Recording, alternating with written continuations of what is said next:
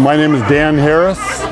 I've been doing the Pear Fair posters since about 1989. I've lived in Courtland since 1979. I'm a retired graphic artist. Worked about 25 years for the city of West Sacramento. Worked 5 years as a graphic artist for S.M.U.D. Prior to that, I hauled pears down here or drove a truck. I'm very thankful for my retirement from the city of West Sacramento. I'm not totally dependent on my art. In fact, I only show my art about once a year here at the Pear Fair. I do it because it just adds to the Pear Fair.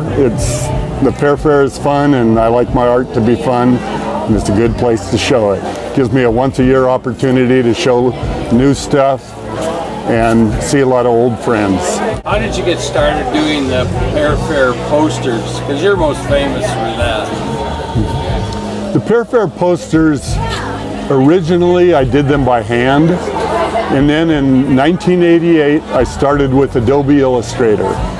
And ever since, the posters have been produced with some form of my illustration to show, again, the fun and the ambiance of the neighborhood and the spirit of the Pear Fair. And I do them in Adobe Illustrator. They've been done by computer since, like I say, 1988. I know the most important thing to keep the whole Delta alive, the spirit of the Delta, the ecology of the Delta, and the farm industry in the Delta, is water. Water flows here naturally. The people that are farming here have farmed here since the 1850s, even earlier than that. And they're dependent on the water that flows here naturally. I think that's the way it ought to be. It's the way that Mother Nature intended it. It comes out of the Sierras down to the Delta. I do agree that we need to distribute water wisely, but I don't think we need to suck the Delta dry with huge tunnels. Since living here in 1979, I've kind of seen a change in the Delta. It used to be all pears.